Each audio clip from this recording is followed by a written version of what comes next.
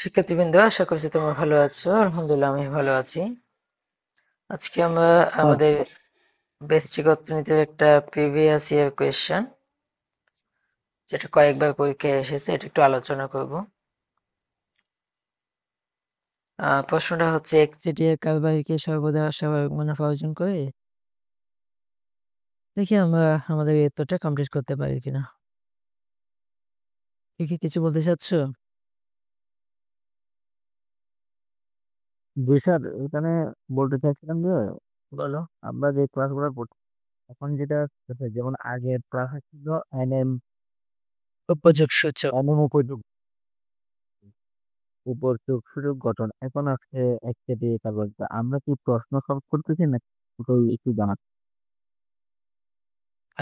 তোমার প্রশ্নটা আমার ভালো লেগেছে। মানে তুমি চিন্তা করছো স্যার কালকে এটা আজকে এটা কেমন জানি রাখতেছে, তাই না? আমি মূলত খ বিভাগের প্রশ্নগুলো আলোচনা করতেছি। বিরুদ্ধে করছে হয়তো। হ্যাঁ, আমি তোমাদেরকে একটা সাজেশন অনুযায়ী আগাবো, কিন্তু আমি তো আসলে আগাইতে পারতেছি না।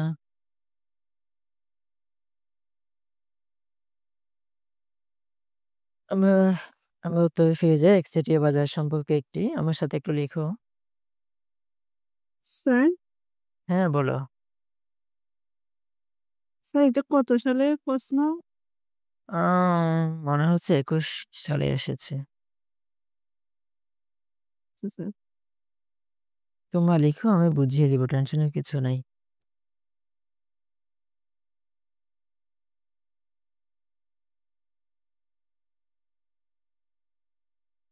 একচেটিয়া বাজার সম্পর্কে একটি প্রচলিত ভুল ধারণা হচ্ছে একচেটিয়া বিক্রেতা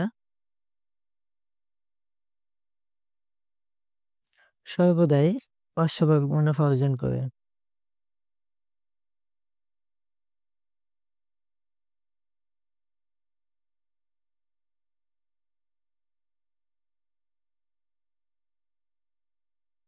মুনাফা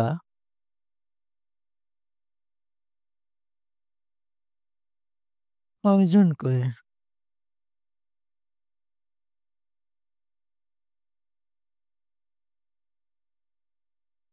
কিন্তু এই ধারণা ভুল। আমি এই ভুল ধারণাটা প্রমাণ করতে যাবো এটা কেন ভুল।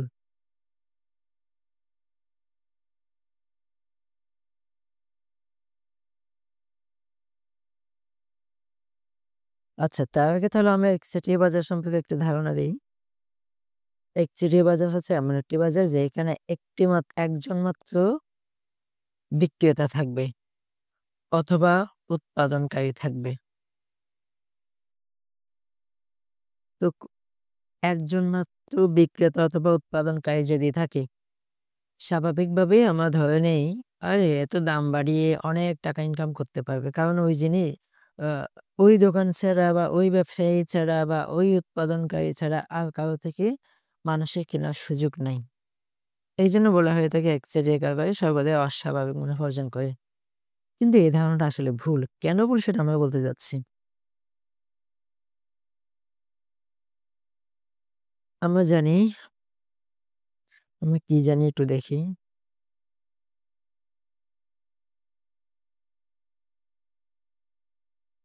সাধারণত বড় পুঁজির ক্ষেত্রে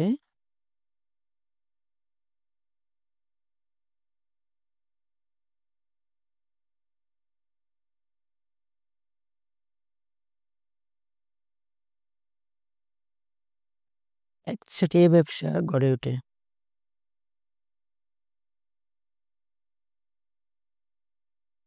বিষয়টা কি? বড় পুঁজি যেমন ধরো বাংলাদেশে আহ যে এখন একটা বাজার বলতে পারো, যেমন ধরো গুরুত্বপূর্ণ বিষয় হচ্ছে গ্যাস, বিদ্যুৎ। এগুলো হচ্ছে খুবই গুরুত্বপূর্ণ বিষয়, গুরুত্বপূর্ণ পণ্য আমরা বলতে পারি। এখন ধরো বাংলাদেশে শুধুমাত্র একমাত্র বিদ্যুৎ উৎপাদনকারী প্রতিষ্ঠান হচ্ছে আমার প্রতিষ্ঠান, এবং আমি একা পুরো বাংলাদেশে বিদ্যুৎ সাপ্লাই দেই।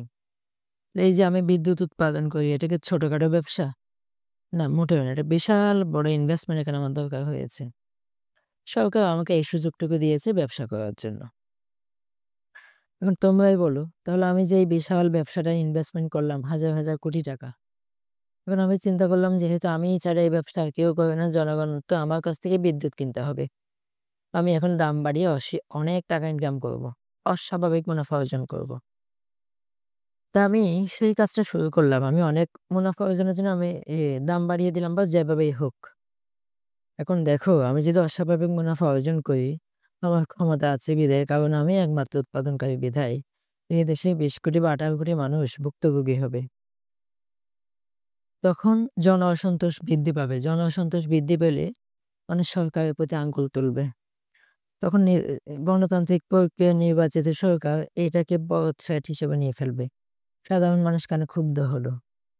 তখন সরকার আমাকে বাধ্য করবে আপনি হয় দাম কমান, না হয় আপনার একচেটিয়া ব্যবসা বন্ধ করে আমি অন্য কাউকে ব্যবসায় ঢুকিয়ে দিচ্ছি। অন্য ব্যবসায়ীদেরকে আমি নিয়ে আসতেছি। বিদ্যুৎ উৎপাদনের একচেটিয়া ক্ষমতা আপনার হাতে আর থাকবে না।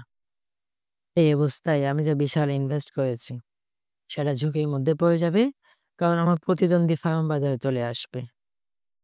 তাহলে এই ধরনের সিচুয়েশন তৈরি হতে পারে, যার কারণে আমার একচেটিয়া ক্ষমতা থাকা সত্ত্বেও আমি বেশি মুনাফার আশায় আমার প্রতিদ্বন্দ্বী বাজারে ঢুকতে দেব না, সরকারকে হস্তক্ষেপ করতে দেব না, জন অসন্তোষ তৈরি করতে দেব না।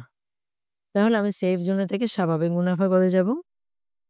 জনগণও খুশি থাকবে, সরকারও সন্তুষ্ট থাকবে, প্রতিযোগী কোনো ফার্মার ঢুকতে পারবে না। তাহলে বোঝা গেল একচেটিয়া একেবারে তার বৈশিষ্ট্যগত কারণে অনেক মুনাফা অর্জন করতে পারলেও বা অস্বাভাবিক মুনাফা অর্জন করতে পারলেও যৌক্তিক কারণে অস্বাভাবিক মুনাফা অর্জন করবে না, স্বাভাবিক মুনাফা অর্জন করবে। তাহলে একচেটিয়া কারবারি স্বাভাবিক মুনাফা অর্জন করবে এটা আমি ধরে নিলাম। এখন আমি লিখতে যাচ্ছি সাধারণত বড় পুঁজির ক্ষেত্রে একচেটিয়া ব্যবসা গড়ে ওঠে। একচেটিয়া ফার্মকে অবশ্যই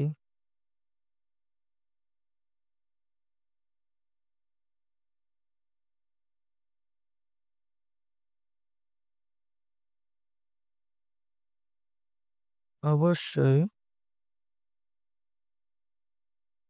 বড় অঙ্কের স্থির খরচ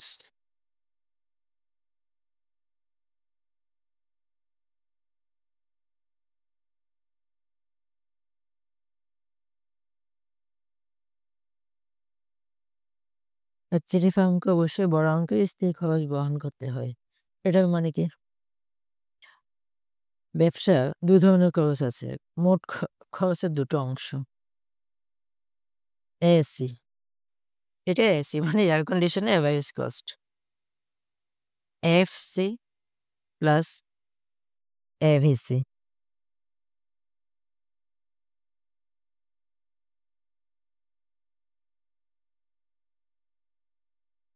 এফসি।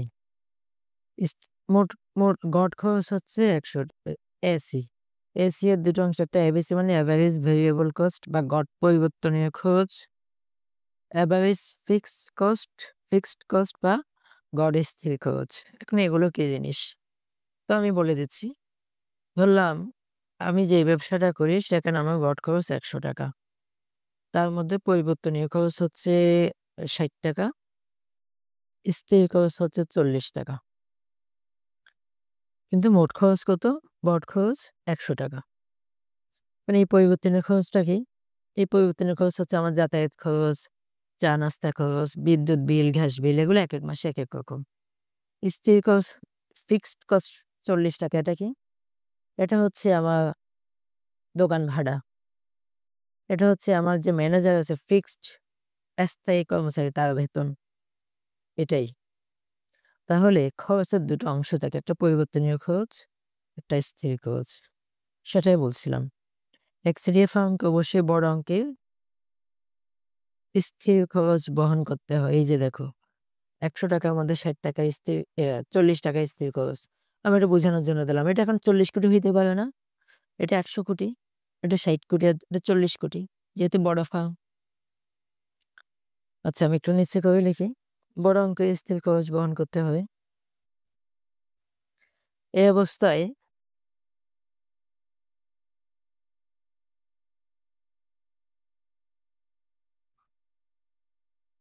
ফার্মকে স্বল্পকালে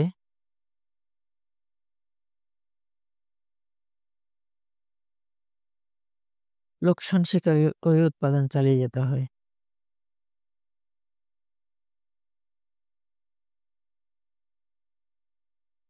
করেও উৎপাদন চালিয়ে যেতে হয়।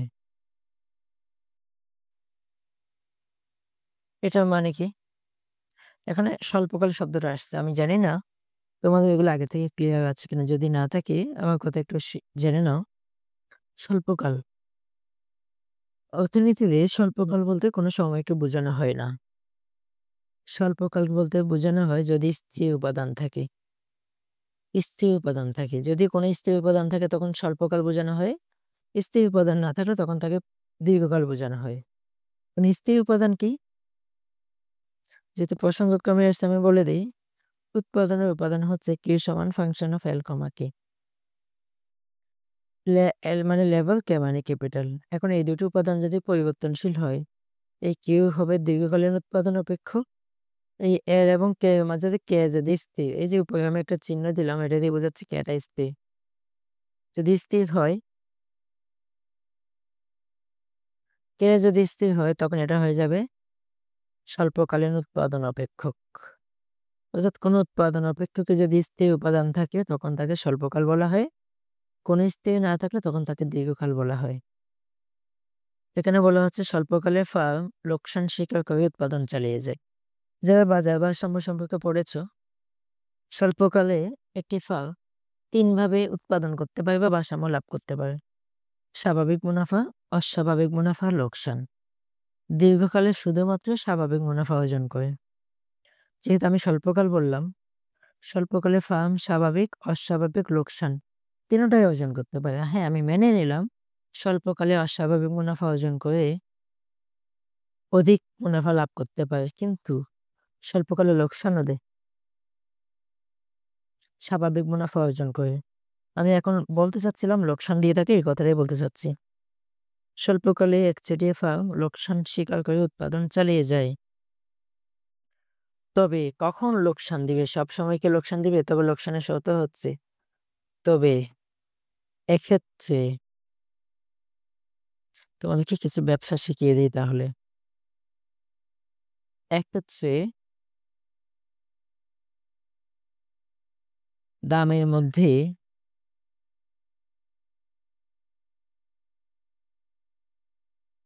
পরিবর্তনীয় খরচের সাথে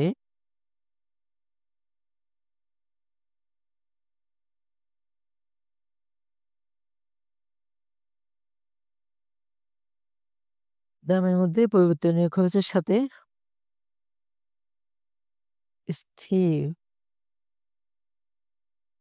খরচেরও কিছু অংশ উঠে আসতে হবে। কিছু অংশ উঠে আসতে হবে। এই কথার মানে কি? স্বল্পকালে লোকসান দিয়ে উৎপাদন ব্যবসা করবে। কখন?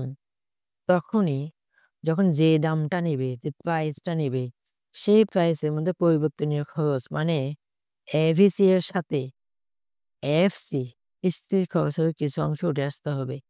এই শর্তেই ব্যবসা করবে। বিষয়টা যদি আমি এখানে লিখে দেখাই তোমাদের, ধরলাম এই জিনিসটার দাম ৳১০০ ছিল,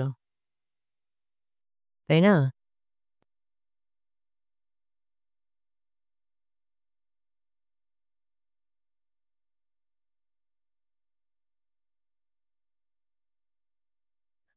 ৳১০০ ছিল।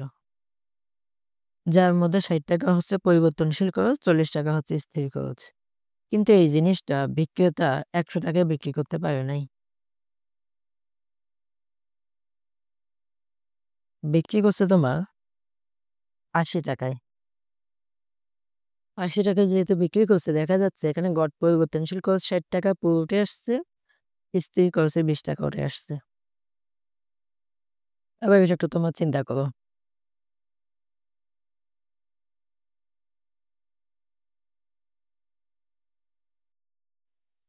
এই যে 80 টাকার মধ্যে 60 টাকা হচ্ছে পরিবর্তনশীল খরচ, 20 টাকা হচ্ছে স্থির খরচ। আমার কথার সাথে মিলছে কিনা দেখো। তবে এক্ষেত্রে দামের মধ্যে এই যে দাম পি এটা প্রাইস। আমি 80 টাকা দিয়ে জিনিসটা বিক্রি করলাম। পরিবর্তনীয় খরচ 60 টাকা আসছে। সাথে, সাথে স্থির খরচে 20 টাকা উঠে আসছে। তাহলে বিক্রেতা যিনি 80 টাকার জিনিসটা বিক্রি করছেন উনি লস দিয়েছেন 20 টাকা। স্থির খরচে 20 টাকা লস দিয়ে ব্যবসা করবেন। এটার দাম যদি 70 টাকা হয় তাহলে কি হবে জানো? 60 টাকা প্লাস 10 টাকা। তাহলে পরিবর্তনীয় খরচ 60 টাকা উঠে আসছে, স্থির খরচ 10 টাকা উঠে আসছে। এখনো সে ব্যবসা করবে কারণ এখনো তার লোকসান কম হচ্ছে। এক্ষেত্রে দামের মধ্যে পরিবর্তনীয় খরচের সাথে স্থির খরচের কিছু অংশ উঠে আসতে হবে। এই সত্যিই সে ব্যবসা করবে। কাজ কিছু বলবা কেউ? কাজেই স্যার একটু বলো, করতে চাইছিলাম। বলো। এই ক্ষেত্রে সে কি আর কতক্ষণ ব্যবসা করবে? Okay fine. এক্ষেত্রে সে কতক্ষণ ব্যবসা করবে? তাহলে আমি দেখি কতক্ষণ ব্যবসা করে। তাহলে আমার সংখ্যা বাড়াই। ভালো কোয়েশ্চেন করেছো। তোমার প্রশ্ন শুনে আমার ভালো লেগেছে। ধরলাম 70 টাকা, 60 টাকা প্লাস 10 টাকা। এখনো সে ব্যবসা করবে কারণ এখনো তার স্থির খরচের 10 টাকা উঠে আসছে। 30 টাকা লস দিচ্ছি। 60 টাকা বিক্রি করলো। 60 প্লাস 0। এইবার সে চিন্তা করবে। যা ইনকাম করতেছে তাই তো পরিবর্তন খরচ, গাড়ি ভাড়া, খাওয়া-দাওয়া, নাস্তা এগুলোই চলে যাচ্ছে। আমার তো দোকান ভাড়া এবং ম্যানেজারের খরচ পুরোটাই লস হয়ে গেছে। অর্থাৎ দেখা যাচ্ছে যে এই টাকায় বিক্রি করছে সেটাই শুধু পরিবর্তনশীল খরচ আসছে। স্থির খরচে কোনো টাকা আসে নাই। এইবার ব্যবসায়ী বা উৎপাদনকারী বা বিক্রেতা সিদ্ধান্ত নিবে সে ব্যবসা করবে কি করবে না। এখন সে সিদ্ধান্ত অনুযায়ী ব্যবসা নাও করতে পারে বা করতেও পারে। করবে না কেন? যে এই অবস্থা দীর্ঘদিন ধরে চলমান থাকে এবং সে যদি বুঝে যে এটার উন্নতি হবে না, সামনে আরো খারাপ হবে, তাহলে সে ব্যবসা বন্ধ করে দিবে। কিন্তু সে যদি মনে করে না আমার ব্যবসা একদিন ভালো হবে, কারণ এই ব্যবসা আমি দীর্ঘদিন ধরে করে আসছি। এখন আমার লোকসান যাচ্ছে, সামনে আমি লাভবানে যাব। সে কষ্ট করে হলেও দাঁতে দাঁত কামড়া হলেও ব্যবসা চালাই যাবে। ভবিষ্যতে ভালো হবে এই প্রত্যাশায়। কিন্তু যদি 60 টাকার কমে চলে আসে তার পক্ষে আর লোকসান বহন করা সম্ভব না। কারণ এটাই পকেট থেকে দিতে হচ্ছে। গাড়ি ভাড়া, নাস্তা খরচও পকেট থেকে দিতে হচ্ছে। এটা অসম্ভব। তখন ব্যবসা বন্ধ করে দিবে। কাজেই একচেটিয়া কারবারে একটা কথা হ্যাঁ, বলো। আমার পরিবর্তনশীল এই যে খরচ সেটা যতক্ষণ না কমে তার মানে ততক্ষণ কি ব্যবসায়ী ব্যবসা করবে? হ্যাঁ, এইটা ৬০ টাকার নিচে আসলে সে ব্যবসা বন্ধ করে দেওয়ার সম্ভাবনা 100% বা 99%। কারণ দোকান ভাড়া, ম্যানেজার খরচ পকেট থেকে তো দিচ্ছি। নিজের গাড়ি ভাড়া, নিজের নাস্তা খরচ এগুলো পকেট থেকে দিতে হচ্ছে। কতদিন এই ব্যবসা এভাবে চালাইতে পারবো? বুঝতে পারছো? জি স্যার, ধন্যবাদ। কাজেই একচেটিয়া কারবারি স্বল্পকালে মুনাফা সর্বোচ্চকরণের জন্য নয়,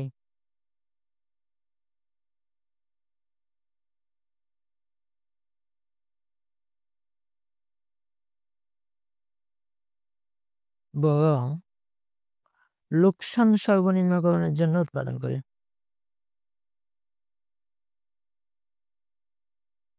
সর্বনিম্নকরণ জন্য উৎপাদন করে। এর মানে হচ্ছে একচেটিয়া কারবারি স্বল্পকালের মূল উদ্দেশ্য, কারণ আমরা আগেই বলেছিলাম স্বল্পকালে ৩ ধরনের অবস্থা হতে পারে। স্বাভাবিক মুনাফা, অস্বাভাবিক মুনাফার লোকসান। কিন্তু একচেটিয়া কারবারির মূল লক্ষ্য থাকে সর্বোচ্চ মুনাফা অর্জন নয়, কিভাবে লোকসানটা সবচেয়ে কম করা যায়। যেমন সে এখানে ২০ টাকা লোকসান দিচ্ছে। ৭০ টাকা বিক্রি করলে ৩০ টাকা লোকসান দিচ্ছি। তার লক্ষ্য থাকবে কিভাবে লোকসানটা সবচেয়ে কমানো যায়। মুনাফা সর্বোচ্চ করা এটা পরের বিষয়। আগে আমায় যাতে লোকসান দিতে না হয় সেই চিন্তা করব। এটা এখানে বলা হচ্ছে। কেন? প্রশ্ন হচ্ছে সে কেন লোকসান দিয়ে উৎপাদন করবে? কারণ ওই যে তুমি একটা জিজ্ঞেস করছিলে না? সে কতক্ষণ এই ব্যবসা চালাই যাবে? সে ব্যবসা ছাড়তে পারবে না। কারণ সে এখানে বিশাল টাকা ইনভেস্ট করেছে। এটা ৮০ কোটি, এটা ৬০ কোটি, এটা ২০ কোটি। এগুলো কি ৳১ ৳২ টাকা? এত বিশাল পরিমাণে ইনভেস্ট করছে সে এই ব্যবসা সহজে ছেড়ে যেতে পারবে না।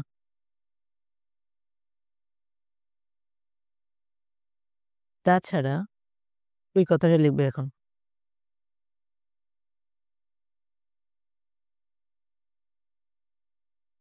একচেটিয়া কারবারি বা ব্যবসায়ী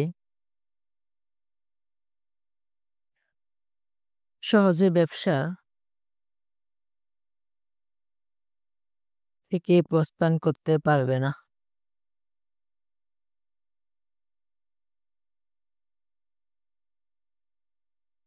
করতে পারে না। তাই স্বল্পকালে লোকসান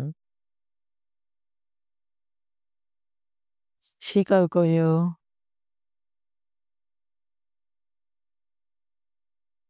উৎপাদন চালিয়ে যায়।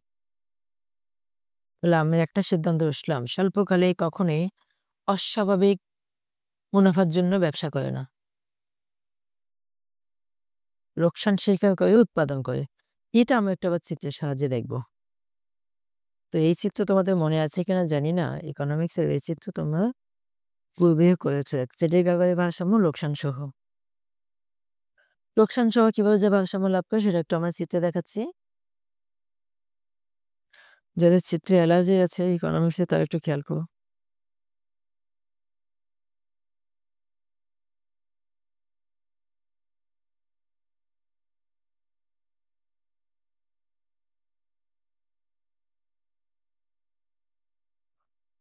ভূমি অক্ষ, লম্ব অক্ষ।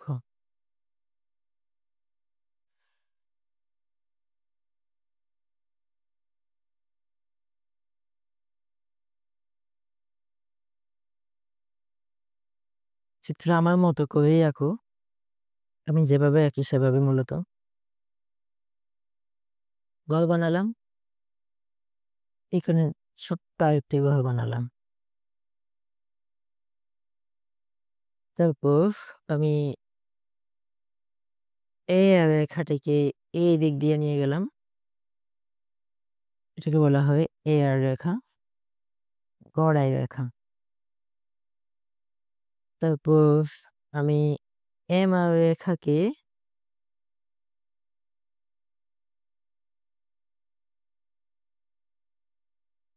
এই দিক দিয়ে নিয়ে গেলাম। একচেটিয়া কারবারের MR রেখা।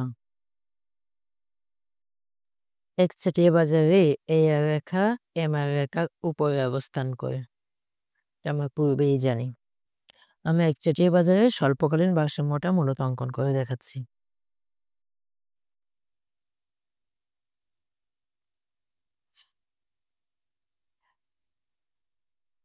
এখন আমি SAC রেখাটা অঙ্কন করব।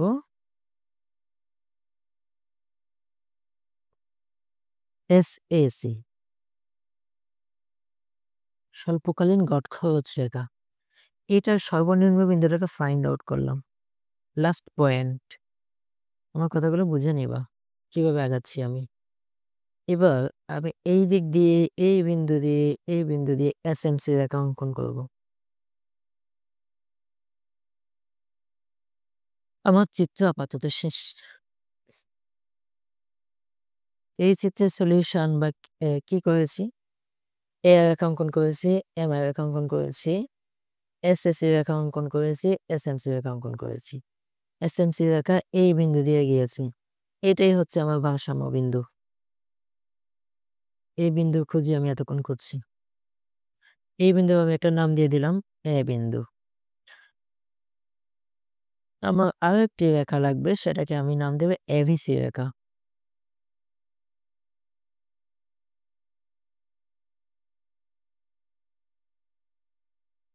ABC।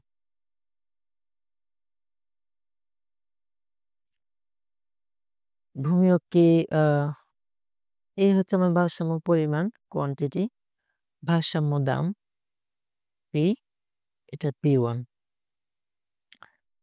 এই অংশটা হচ্ছে আমার লোকসান। কেন লোকসান সেটা আমি বুঝিয়ে দিচ্ছি। চিত্রে এই ব্যাখ্যাটা আমি লিখছি না।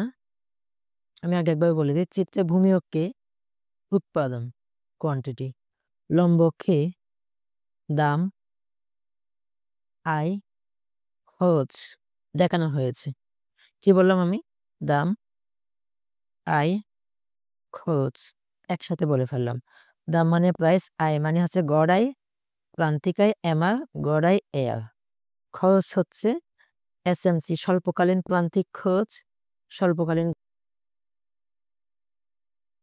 আমরা একচেটিয়া কারবারে স্বল্পকালে লোকসান সহ ভারসাম্য চিত্রটা অঙ্কন করেছি।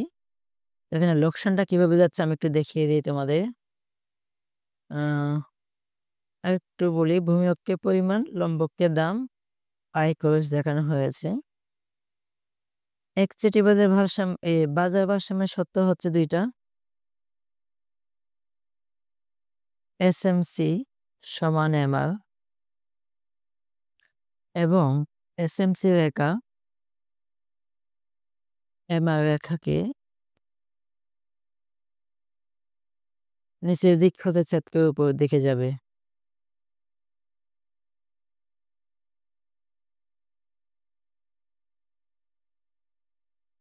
উপরে যাবে। একচেটিয়া বাজারে বা বাজার ভারসাম্যের এই দুই শর্ত। SMC সমান MR, SMC রেখা MR রেখাকে নিচের দিক হতে ছেদ করে উপরের দিকে যাবে। আমাদের চিত্রে আমরা দেখতে পাচ্ছি এই যে SMC রেখা স্বল্পকালীন প্রান্তিক খরচ রেখা MR রেখাকে A বিন্দুতে ছেদ করেছে। তার মানে এই A বিন্দুতে যখন দুইটা রেখা পরস্পরকে ছেদ করেছে তারা পরস্পর সমান হয়েছে। SMC এবং MR পরস্পর সমান, মানে ভারসাম্যের প্রয়োজনীয় শর্ত পূরণ হয়েছে। পর্যাপ্ত শর্ত দেখো, SMC রেখা এই MR রেখাকে নিচের দিক থেকে ছেদ করে উপরের দিকে গেছে। পর্যাপ্ত শর্ত এই A বিন্দুতে পূরণ হয়েছে। আবার এই SMC রেখা যাওয়ার সময় স্বল্পকালীন গড় খরচ রেখা SAC রেখার সর্বনিম্ন বিন্দু দিয়ে গিয়েছে। তার মানে এ বিন্দু হচ্ছে আমাদের ভারসাম্য বিন্দু। এই বিন্দুতে ভারসাম্যের প্রয়োজনীয় শর্ত এবং পর্যাপ্ত শর্ত পূরণ হয়েছে। এ বিন্দু অনুযায়ী দাম, দেখো দাম, এ বিন্দু অনুযায়ী দাম কত হয়? দাম কিভাবে নির্ধারণ করবো? অনেকে এটা বুঝো না। এই যে AR, AR মানে গড় আয়, গড় আয়, ইনকাম। এই এ বিন্দুর সোজা উপরে যখন আমি গেলাম, AR রেখাকে এই বিন্দুতে ছেদ করলো, ফলে দাম হলো এই OP। আর এই ভারসাম্য বিন্দু অনুযায়ী পরিমাণ হলো OQ। অর্থাৎ AR রেখা অনুযায়ী, ভারসাম্য বিন্দু অনুযায়ী আমার দাম হচ্ছে এটা, এটা। এই বিন্দুটাকে আমি নাম দিয়ে ফেলি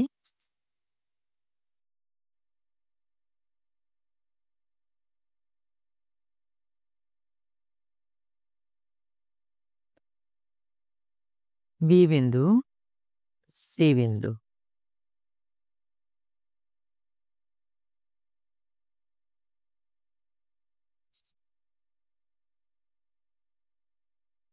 তাহলে আমার দাম হচ্ছে এটা BQ। আবার BQ এবং OP সমান এবং সমান্তরাল। এই জন্য আমরা দামকে OP বলতে পারি। OP হচ্ছে আমার ভারসাম্য দাম, পরিমাণ হচ্ছে OQ। এবার খেয়াল করো ভালো করে, যাদের এইগুলো, যাদের এইগুলোতে অস্পষ্টতা আছে, এই হচ্ছে আচ্ছা আমি একটু হালকা পাতলা চিত্রের ব্যাখ্যাটা লিখে ফেলি, তাহলে হয়ে যাবে। এত ব্যাখ্যা দেব না, কারণ প্রশ্ন অনেক বড় হয়ে যাচ্ছে। চিত্রে এ হচ্ছে ভারসাম্য বিন্দু, একদম সংক্ষেপে ব্যাখ্যা দিচ্ছি। সুতরাং ভারসাম্য দাম P সমান ওপি। যে এই বিন্দু অনুযায়ী দাম কি বললাম? ওপি। ওপিটা কিভাবে হলো? এই বিকিউ থেকে। ভারসাম্য পরিমাণ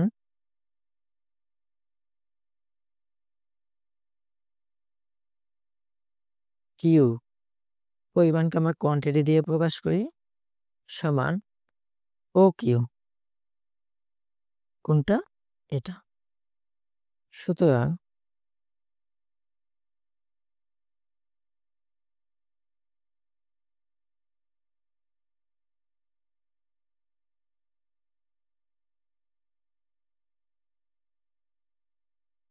মোটায়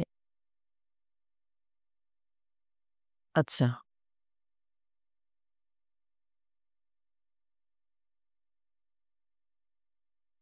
ঘট খরচটা লিখে ফেলি। ঘট খরচ এসি সমান, দেখো আমার এই হচ্ছে ঘট খরচ এসএসি, স্বল্পকালীন ঘট খরচ এসএসি।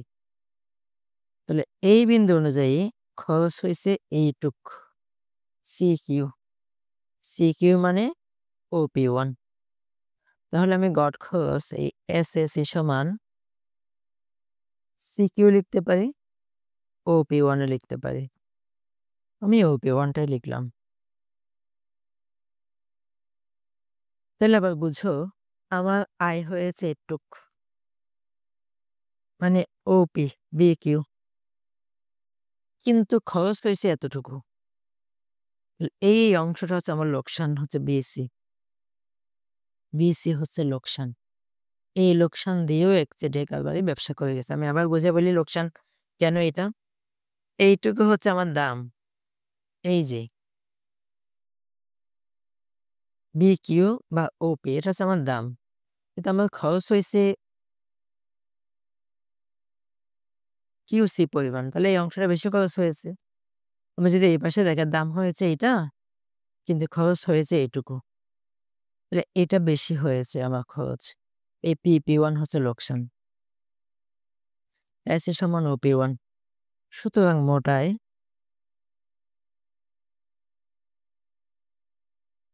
টিআর, মোটায় টোটাল রেভিনিউ আমরা টিআর দিয়ে প্রকাশ করি। সূত্র হচ্ছে পি ইন্টু কিউ। পি হচ্ছে পি এর মান হচ্ছে ওপি, কিউ এর মান ও কিউ। এখন জ্যামিতিক গুণ ওপি এবং ও কিউ গুণ করলে এই পুরো জিনিসটা পাওয়া যাবে। এটা হচ্ছে ও পি বি কিউ, এটা হচ্ছে আমার মোট আয়। মোট খরচ বের করতে হবে।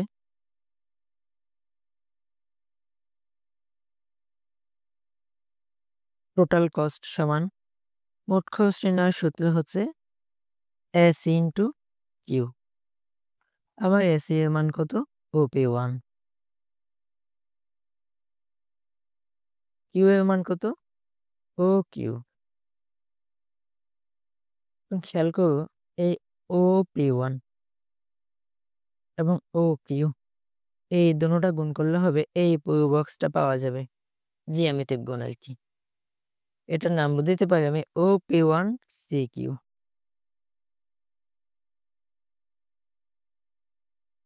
তাহলে দেখা যাচ্ছে এই ও পি বি কিউ হচ্ছে আমার মোট আয়। এই অংশটা আমার মোট খরচ হয়েছে O P one C Q. চিত্রে O P one C Q হচ্ছে এটা। তাহলে এই অংশটা হচ্ছে আমার লোকসান। এখন এটা আমি বের করব। সুতরাং দেখা যাচ্ছে আয়ের চেয়ে খরচ বেশি হয়েছে। লোকসান সমান টিসি মাইনাস টিআর। খরচ থেকে আয় বাদ দিতে হবে। খরচের মান কোনটা? O P one C Q. আয় কোনটা? O P B Q.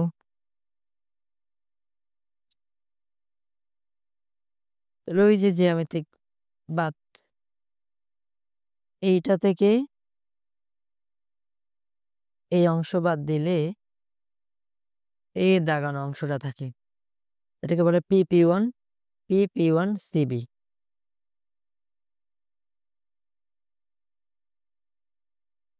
এটাই হচ্ছে লোকসান। তাহলে দেখা যাচ্ছে স্বল্পকালে একচেটিয়া বাজারে একচেটিয়া কারবারেই লোকসান দিয়ে উৎপাদন করে যাচ্ছে। মুনাফা তো পরের বিষয়, অস্বাভাবিক মুনাফা তো পরের বিষয়। এখন এই এবিসি এর কাজ কি? এবিসি লেখাটা আঁকলাম। এবিসি এর নিচেই এটার নিচে সে আর ব্যবসা করবে না। এটাই দেখিয়ে দিলাম।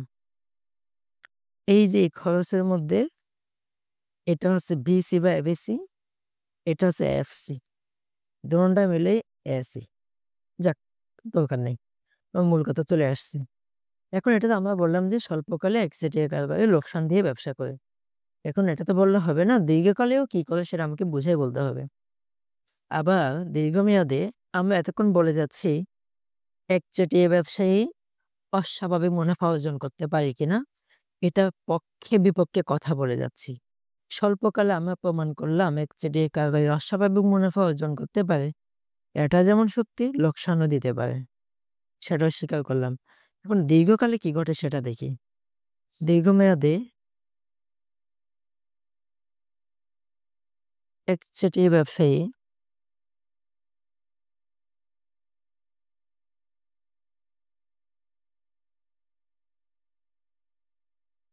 তার বৈশিষ্ট্যগত কারণে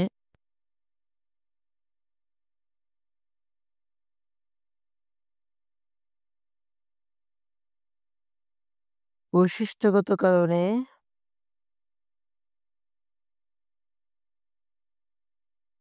অস্বাভাবিক মুনাফা অর্জনের সুযোগ পেলেও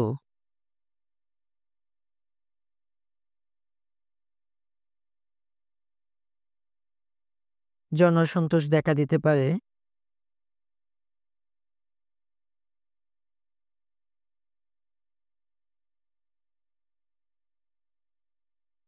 দিতে পারে।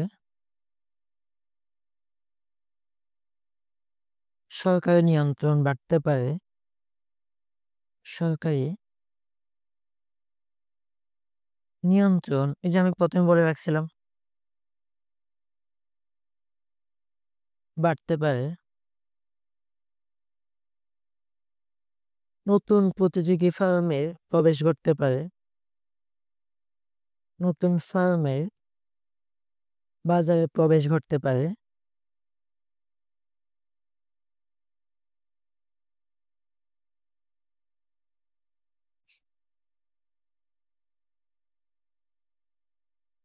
প্রভৃতির কারণে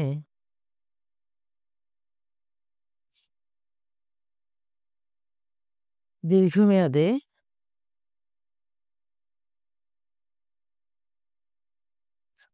অস্বাভাবিক মুনাফার বদলে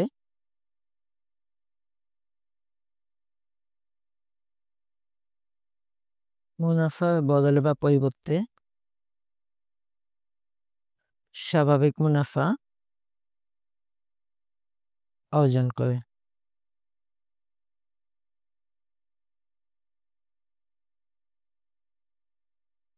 এখন যে স্বাভাবিক মুনাফা অর্জন করে সেটা আমাকে চিত্রের সাহায্যে দেখাই দিতে হবে। তাহলে একচেটিয়া ব্যবসায়ী স্বল্পকালে অবশ্যই লোকসান দিতে পারে এবং দীর্ঘকালে স্বাভাবিক মুনাফা অর্জন করতে পারে। কখনই অস্বাভাবিক মুনাফা অর্জন সবসময় করে, বিষয়টা যে সত্য নয় সেটা প্রমাণ করতে যাচ্ছি আমরা। আমরা প্রমাণের ধার প্রান্তে চলে আসছি। এই চিত্র দিয়ে আমাদের এই প্রমাণ শেষ। আমরা আমাদের যুক্তিতর্ক দিয়ে প্রমাণ করলাম একচেটিয়া ব্যবসায়ী তার ক্ষমতার কারণে অস্বাভাবিক মুনাফা পেলেও বিভিন্ন কারণে, তার ব্যবসা টিকিয়ে থাকার কারণে, সরকারের নিয়ন্ত্রণে এড়িয়ে যাওয়ার কারণে, নতুন কেউ ব্যবসায় না ঢোকার জন্য স্বাভাবিক মুনাফা অর্জন করে দীর্ঘকালে। আমরা বক্স এঁকে ফেললাম। বক্স অঙ্কন পরবর্তী আমি এ আর রেখাটা অঙ্কন করলাম। এম আর রেখাটাও অঙ্কন করে ফেললাম। পূর্বেই বলেছি এম আর রেখার নিচে অবস্থান করে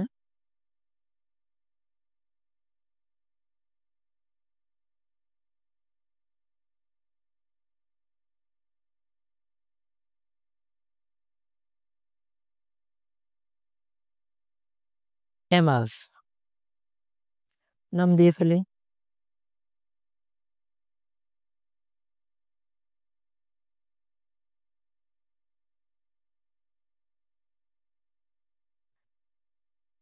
এসএসসি রেখা অঙ্কন করে ফেলি। এসএসসি ওই যে স্বল্পকালীন গড় খরচ রেখা।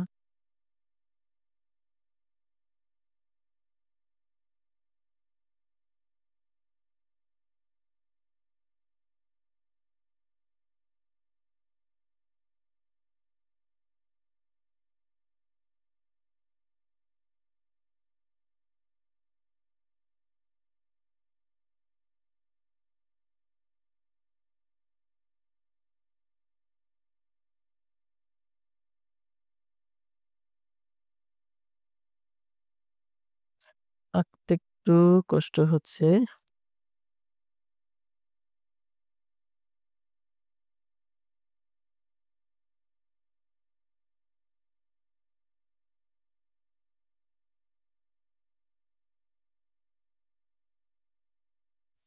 ব্যাস কোনরকমে এঁকে ফেললাম।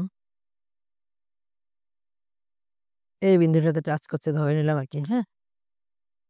এবার আমি এসএমসি রেখাটা আঁকবো। এসএমসি রেখা এদিক দিয়ে গেল। হয়নি। এখন ঠিক আছে। এসএমসি, এসএসসি ও এলএমসি। কারণ আমরা দীর্ঘকালীন গড় খরচ রেখা আঁকতেছি। LSC, LMC. যথারীতি এই বিন্দুর নাম দিলাম এ বিন্দু ভারসাম্য বিন্দু। ও এম দিলাম উৎপাদন। ওপি দিলাম দাম। এই বিন্দুর নাম দিলাম বি বিন্দু। সো চিত্রে এত কথা বলছি না। চিত্রে বি বিন্দু হচ্ছে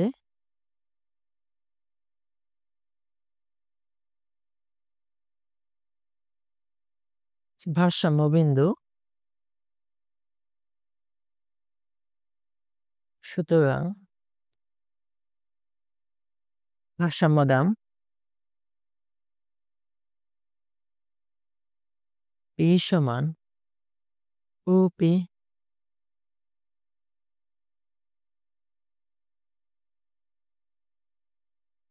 কিউ সমান ওএম।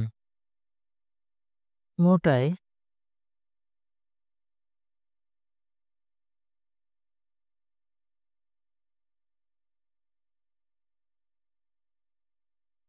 গড়ায়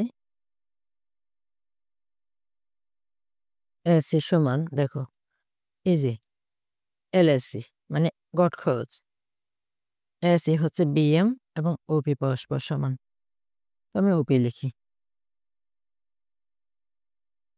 অনেকে বিএম লিখে এটাই গড় খরচ এবং এটা পরস্পর সমান বেঁধে ওপি লেখা যায়।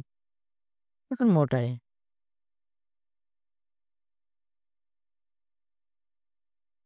টিএল সমান পি ইন্টু কিউ। পি সমান ওপি ইন্টু ওএম।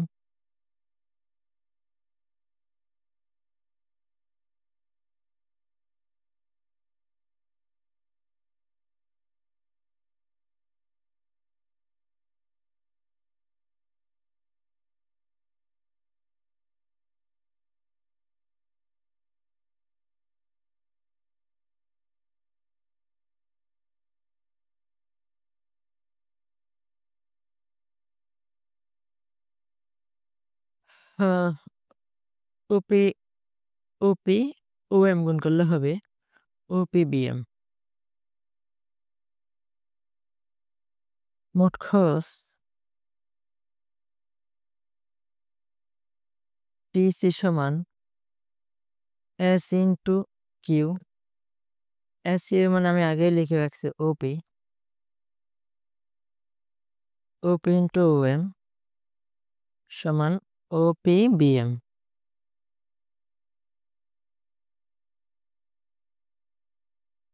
তার মানে আয় এবং খরচ পরস্পর সমান। সুতরাং মুনাফা পাই সমান TR minus TC O P BM minus OP BM equal 0 সমান স্বাভাবিক মুনাফা। 0 মুনাফাকে স্বাভাবিক মুনাফা বলা হয়, যেখানে আয় ব্যয় পরস্পর সমান। তাহলে আমরা প্রমাণ করলাম একচেটিয়া কারবারি আসলে অস্বাভাবিক মুনাফা সবসময় অর্জন করে না। স্বল্পকালে লোকসান দিয়ে দীর্ঘমেয়াদে সবসময় স্বাভাবিক মুনাফা অর্জন করে, কেননা দীর্ঘমেয়াদে নানা রকম ঝুঁকি আছে। এই ছিল মোটামুটি আজকে আমাদের ক্লাস। কোন ক্লাস সম্পর্কিত তোমাদের কোনো কোয়েশ্চেন থাকলে আমার একটু করতে পারো, আমি নাহলে ক্লাসটা শেষ করব। ক্লাস নিয়ে তোমাদের কোনো কোয়েশ্চেন আছে? ওই এইটা আজকের পরীক্ষায় আসছিল? আচ্ছা ঠিক আছে, ইনকোর্স পরীক্ষায় আসছে না? আমি তোমাদেরকে পড়িয়েছিলাম অবশ্য অফলাইনে। স্যার এগুলো কি গ অংশ? এটা খ হতে পারে, গ হতে পারে। ম্যাডাম স্যার আমাদের তো মান লিখে আনসার করতে হবে না? হ্যাঁ, না, এটা মান দেখে আনসার করার কোনো সুযোগ নাই, বরং আমি অনেক কথা স্কিপ করে কম করে লিখে দিয়েছি, বুঝছো? ঠিক আছে, আমি যখন ফ্রিলি করছি তখন ওকে আরো বেশি পদক্ষেপ দিয়েছে, ঠিক আছে। অঙ্ক হলে তো স্যার এতগুলা লিখতে হবে। এইখানে যা বলেছি এগুলো লেখা না লেখা ছাড়া কোনো অপশন নাই। কারণ আমাকে বলা হয়েছে একচেটিয়া বাজারে ফার্ম সর্বদাই অস্বাভাবিক মুনাফা অর্জন করে কিনা, এটার পক্ষে যুক্তি বা দেখাও সর্বদাই। আমাদের দুই ধরনের বাজার হচ্ছে, একটা স্বল্পকাল, দীর্ঘকাল। স্বল্পকালে সন্দেহ সেটা বুঝিয়েছি, অস্বাভাবিক মুনাফা অর্জন করে স্বল্পকালে সেটা অস্বীকার করে নাই, কিন্তু লোকসানও দেয় সেটা স্বীকার করলাম। দীর্ঘকালে কখনোই অস্বাভাবিক মুনাফা অর্জন করতে পারে না, স্বাভাবিক মুনাফা অর্জন করে। তাইলে একচেটিয়া বাজারে যে অস্বাভাবিক মুনাফা অর্জন করে এই কথাটা আসলে সত্য না, পুরোপুরি সত্য না, আংশিক সত্য। এটা আমরা প্রমাণ করলাম। এই প্রশ্নটা 7 নম্বরের জন্য হতে পারে, 8 নম্বরের জন্য হতে পারে, 5 নম্বরের জন্য হতে পারে। প্রশ্ন সম্পর্কিত কোনো কোয়েশ্চেন থাকলে আমাকে জিজ্ঞেস করতে পারো। আজকে আমরা ক্লাস এখানে শেষ করি, কি বলো?